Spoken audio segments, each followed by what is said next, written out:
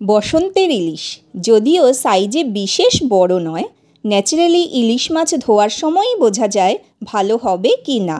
হাতটা বেশ তেল তেল করছিল, তাই বোঝাই যাচ্ছিল বেশ হবে। নমস্কার বন্ধুরা, ডায়েরি অফ মালায় আপনাদের সবাইকে স্বাগত। তো মাছ লবণ আর হলুদ মাখিয়ে রেখে তারপরে সর্ষের তেলে ভাজতে দিয়ে দেবো। আঁচটা একটু কমিয়ে নেব।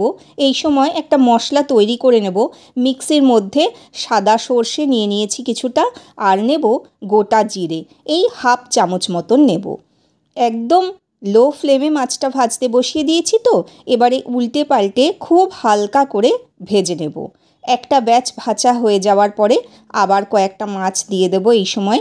এবারে মিক্সির বাটিতে যে সর্ষে আর জিরেটা নিয়েছিলাম সেটা শুকনো অবস্থায় আগে একবার গুঁড়িয়ে নিয়ে চলুন। এবারে শুকনো গুঁড়ানো হয়ে গেলে অল্প জল দিয়ে দেব মিক্সির বাটিতে, আর দেব কাঁচা লঙ্কা বেশ কয়েকটা। এই আপনাদের যেমন ঝাল পছন্দ ঠিক তেমন সেই পরিমাণে দিলেই হবে। এখানে আমি 5 থেকে 6খানা কাঁচা লঙ্কা ব্যবহার করেছি।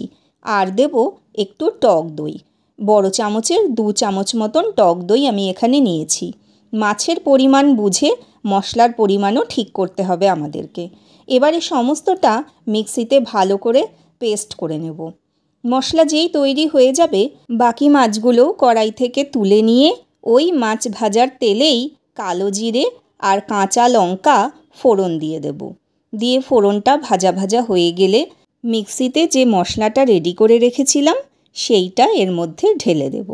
এবারে প্রথমে একবার নাড়িয়ে নেব, দিয়ে রঙের জন্য হলুদ গুঁড়ো আর দেব স্বাদ মতন লবণ।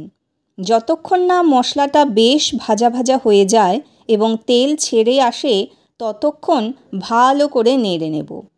এবারে দেব মিক্সির বাটি ধোয়া জল, কেননা আর ভাজা যাবে না, এবারে তলা থেকে পুড়ে যাবে, তাই এবারে মিক্সির বাটি ধোয়া জলটা দিয়ে দেব। যতটা ঝোল রাখতে চাইব ঠিক ততটা পরিমাণ জলও এর মধ্যে ঢেলে দেব। দিয়ে ভালো করে নেড়েচেড়ে সমস্তটা মিশিয়ে নিয়ে একবার লবণ দরকার হয় চেক করে নেব। দিয়ে আমরা এবারে ঝোলটা ফুটতে দেব। ভালো করে যখন ঝোল ফুটে আসবে তখন আমরা যে মাছ ভাজাগুলো তুলে রেখেছিলাম আগেই, সেই মাছ ভাজাগুলো এর মধ্যে দিয়ে দেব। দিয়ে মাছটা ঝোলের সঙ্গে আরও ভালো করে ফুটিয়ে নেব। তারপরে যখন গ্রেভিটা বা ঝোলটা অনেকটা ঘন হয়ে আসবে তখন এটা নামিয়ে নেব। আপনাদের যেমন ঝোল প্রয়োজন আপনারা সেই মতন জলের পরিমাণ দিতে পারেন।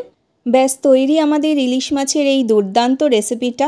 আপনারা এইভাবে টক দই আর জিরে দিয়ে আর সর্ষে বাটা দিয়ে ইলিশ মাছটা রান্না করে বাড়িতে তৈরি করে খেয়ে দেখবেন, অসাধারণ লাগে খেতে। আজকে গরম গরম ভাতে এই ইলিশ মাছ দিয়ে খেতে অসাধারণ লেগেছিল। রান্নাটা বাড়িতে তৈরি করে খাওয়ার অনুরোধ রইল।